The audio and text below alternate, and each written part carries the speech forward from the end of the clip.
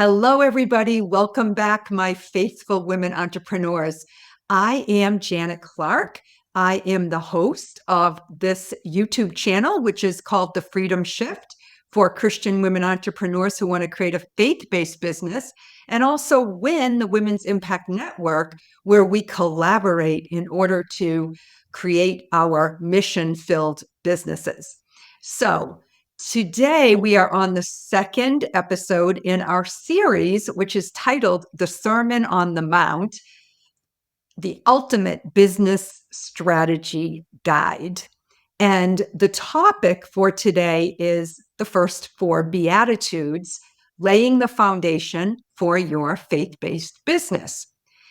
And we'll be talking a little bit about these Beatitudes today because they really are how the Sermon on the Mount started, right? That was what Jesus first talked about when he was there, given that sermon.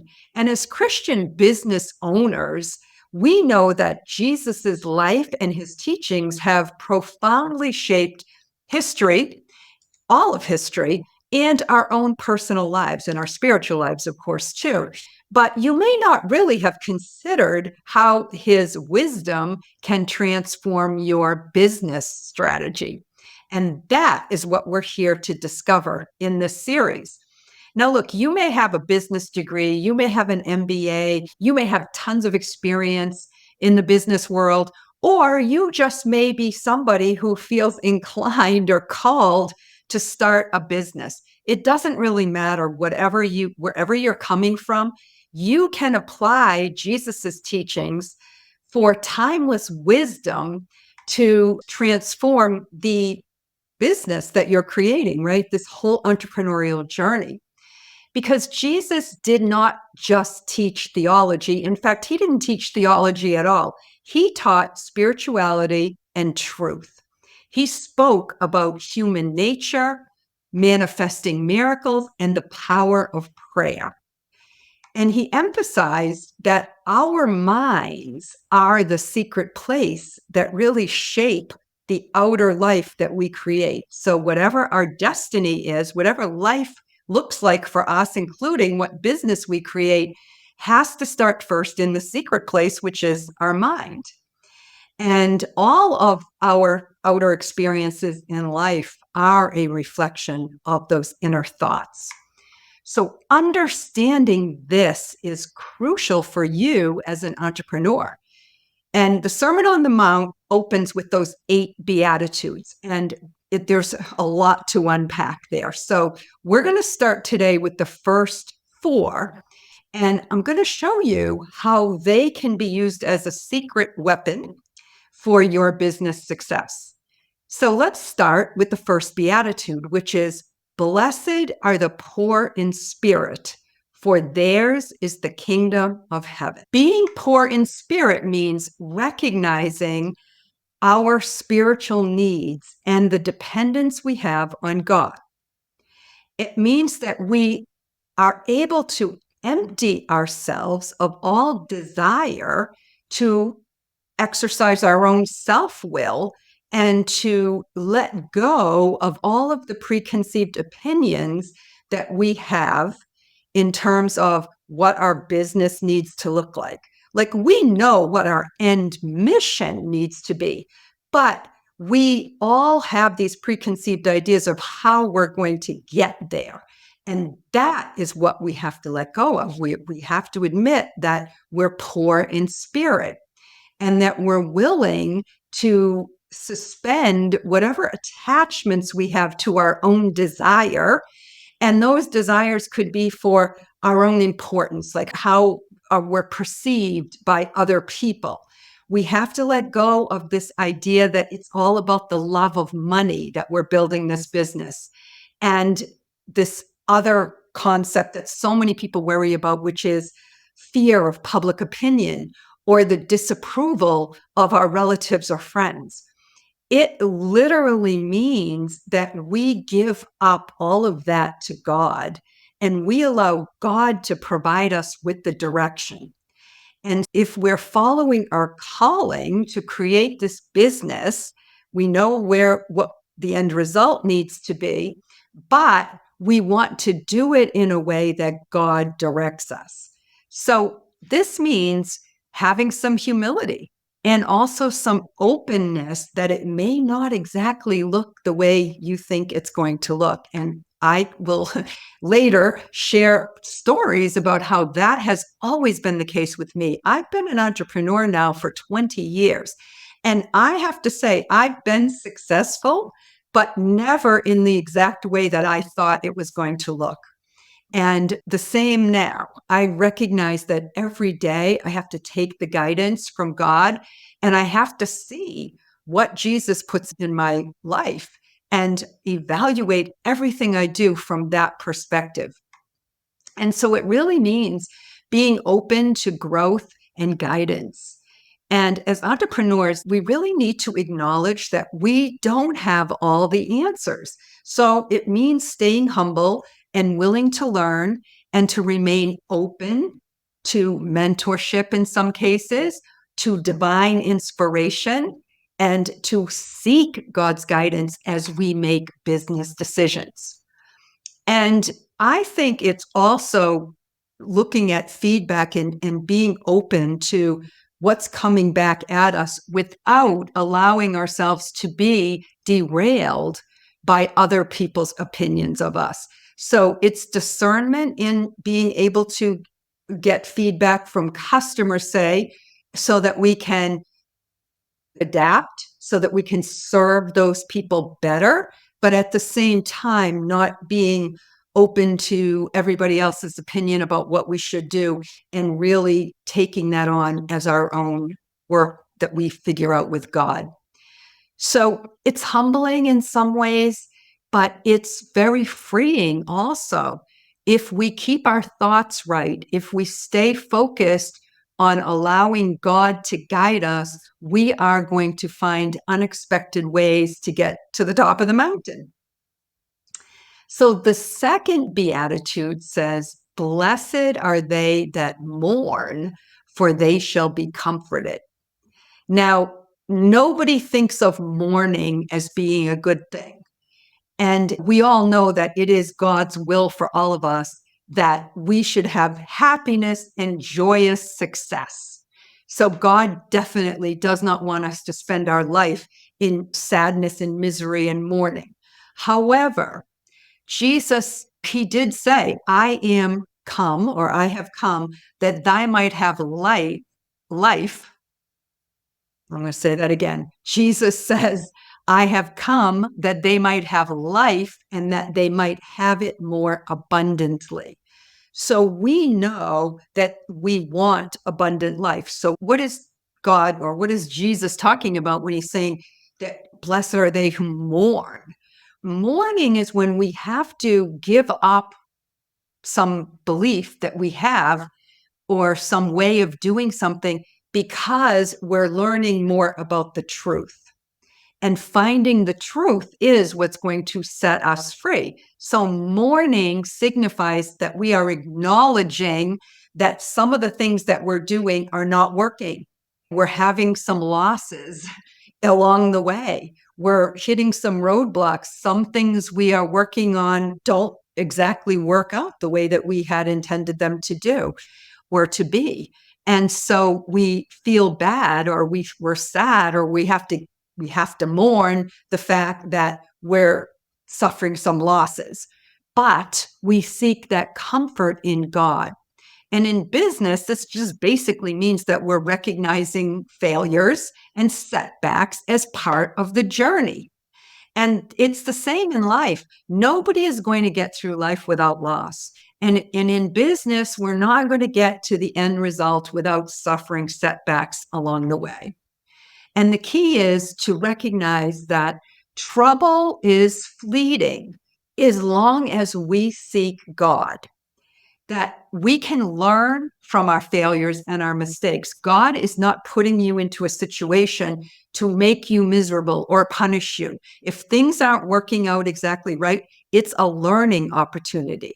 So it's understanding that even though we're feeling a little bit stressed and we're feeling some loss and we're feeling some sadness about the way that it's working, as long as we seek God's wisdom and we continue to pray and we use the setbacks as stepping stones to a higher level of consciousness and awareness and love for God. And so it's important to recognize that building a business is the same. It's like an analogy for life as well.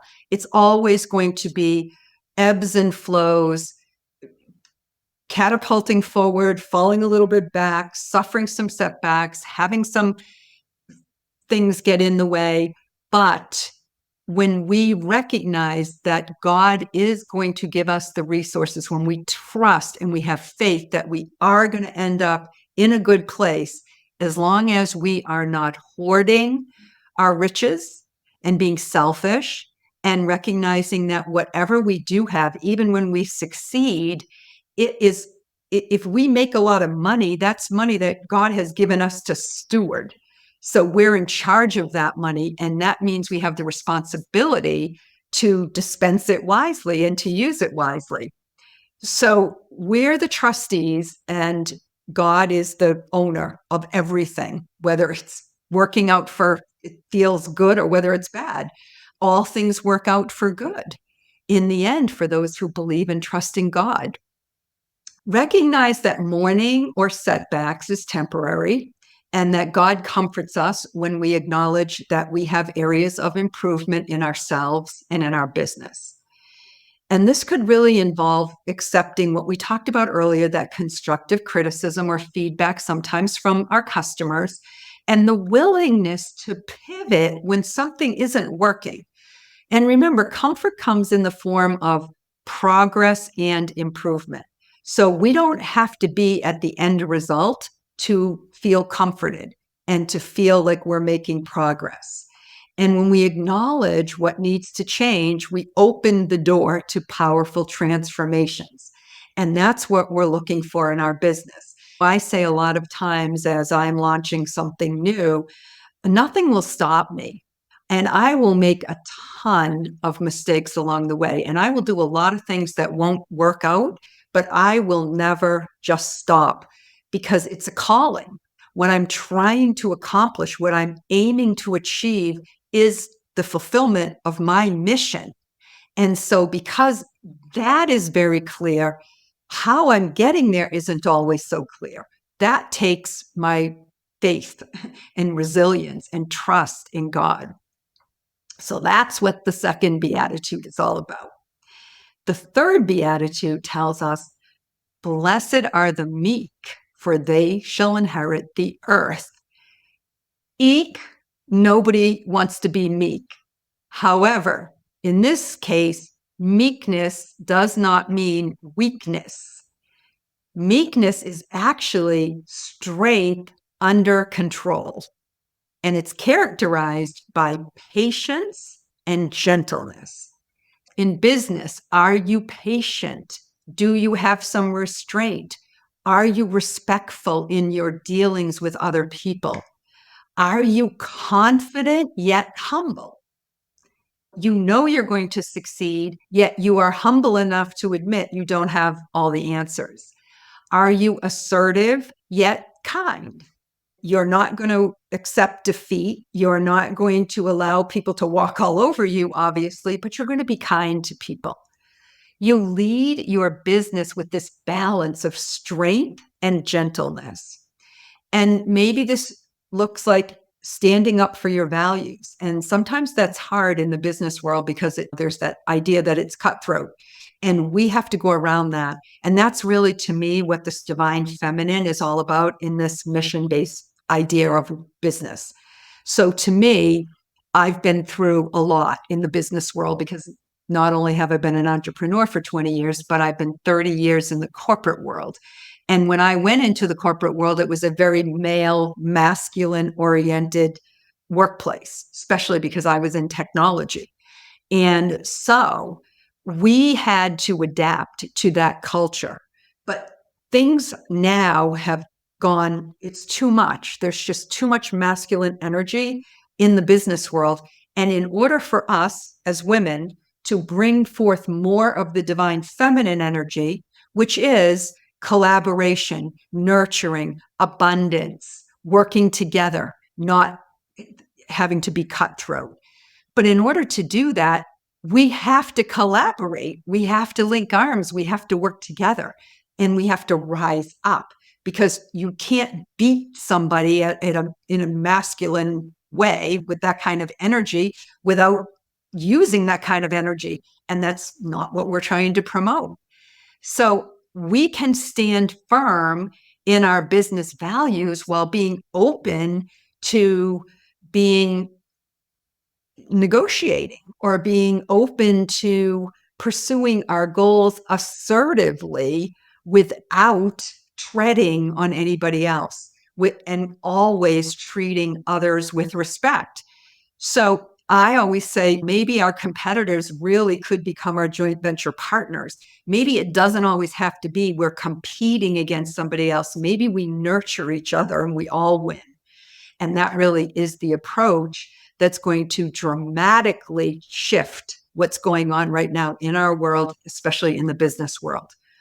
And our Christian values are going to be what shines. Now, look, as many people, many Christians want to ignore this beatitude because they don't like the concept of being meek.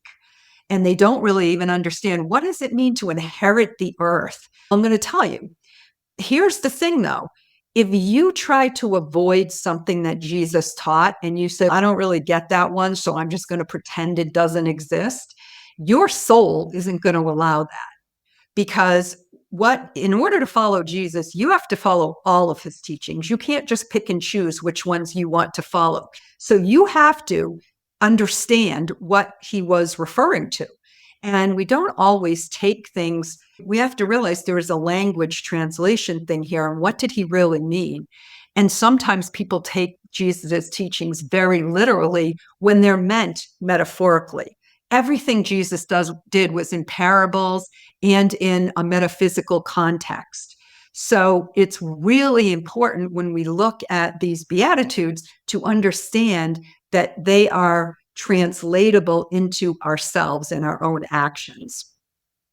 So when Jesus said earth, he didn't mean the world or the planet. So he didn't mean you're going to inherit the entire planet. It means the earth is the result of what you create. It's the concrete manifestation of whatever it is that you created. So it means your business in our case, or it could mean what's going on in your life. But let's just assume in this case, it means your business. So you will inherit the earth means that you will inherit the business that you manifest through the way you think and the way you act. And so the earth is your outer world. It is the thing you have dominion over because it's your business, right? And it's caused and created by your mind. So meekness means a mental attitude of patience and gentleness, for which there is really no other word that describes that very well. And meekness is, and the secret to meekness is that it is how you are going to create prosperity. And prosperity means the success that you get through prayer. So meekness is a combination of open-mindedness and faith in God and the realization that the will of God is always joyful and interesting and vital and much better for us than anything that we could think of for ourselves. So when things go in another direction or they don't work out the way you thought, it's because there's a better way. And you just need to be meek enough and willing enough to discover what that is. So meekness means being ready to be taught new things and new ways of thinking and maybe new ways of working. So this business that you are building requires perfect willingness on your part to allow the will of God to come in whatever way It can, through divine wisdom that you're going to receive through prayer and connection with God. If you desire to inherit the earth, meaning build a faith-based business, you have to acquire this meekness. And you must practice patience. You must treat clients and partners and competitors with kindness and respect. You must have trust. You must be ethical. And you must be focused on your long-term success as well as the long-term success of everybody who you work with in your business. So ask God to help you to stay open to all these possibilities. And when you surrender to God's will, that is again when the transformations are going to occur. Now, this stuff is deep and it's a little bit difficult when you first hear it, which is why it's so important to be in community, to collaborate together so we can continue these dialogues and these discussions and keep applying them over and over again to the businesses that we're building. So finally, let's look at the fourth beatitude, which is, blessed are they who hunger and thirst after righteousness, for they shall be filled. Righteousness means not just right conduct, but right thinking. So keep in mind, again, that all the outer things that you create, meaning your business as one of those, are an expression of your inner thoughts and beliefs. You have the power over your thoughts to think as you will. And Jesus tells us that we really have no direct power over the outer things. The only power we really have over those outer things is to go into our own minds, which Jesus refers to as the secret place. As within, so without. If you want material prosperity or business success, you must think about prosperity and you must think about success. And you must think about those in the right way. And doing that requires this unceasing vigilance because we are conditioned to think negatively, to react to everything that happens outside within us in a not so positive way. And so this is a life work to shift how you think. And the first thing you have to do, obviously, in order to do that is become conscious of how you actually think. But if you're not progressing as fast as you want to, the remedy is going to be to make your thoughts more harmonious.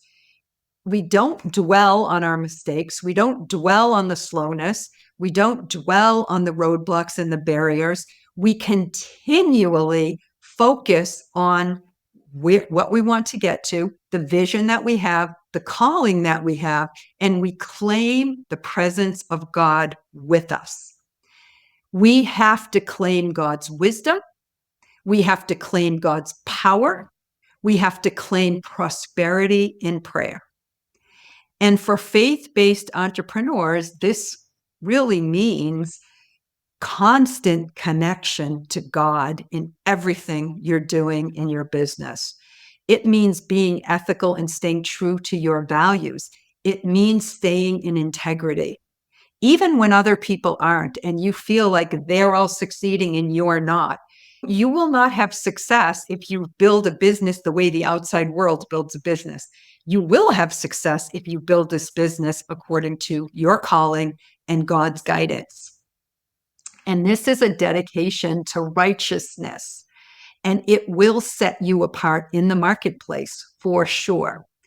That means being transparent in the things you say about your business, being truthful, and making sure that you don't cut corners for short-term profits, that you are hungering and thirsting for righteousness in your business means that you are going to continually think the right thoughts, so that you attract the right clients and partners who share in your values, who fuel you, right? Fuel your sustainability in business and collaborate with you. And all of the people who you want to surround yourself should be people who are purpose driven, just like you are, and who follow these Beatitudes in their own life. Now, it's not, as I said, the simplest thing in the world to do. We all have to continually get better and better at this. But Jesus tells us in this Beatitude not to get discouraged, to learn to pray in the right way for the wisdom and the guidance and for the Holy Spirit to be with you as you build up your business. So that's the first 4 Beatitudes. And I encourage you to reflect on these 4 Beatitudes, maybe listen to the recording again if you need to, because you really want to start thinking about how you need to apply these in your business wherever you are in your strategic planning. And remember that what Jesus teaches us is not just for Sunday morning church. What we learn from Jesus are powerful principles that we want to put into place every single day in our business. And in the next episode, we're going to explore the remaining 4 Beatitudes and how they can actually elevate your faith-based business. So today we talked about the foundational pieces for your business. And next week, we're going to be talking about how to actually elevate that business. And I really challenge each one of you to identify one area in your business right now where you can apply each one of these Beatitudes. And hopefully you enjoyed this and you found some value in today's teaching and you'd want to stay connected. So if that's the case and you haven't subscribed, please do that. If you haven't liked or commented, please do that, because what that does is it moves us up so that YouTube puts out our content out in front of more people and we get more faith-based women and mission-driven women into our world. And that's what we need. We need to reinforce one another.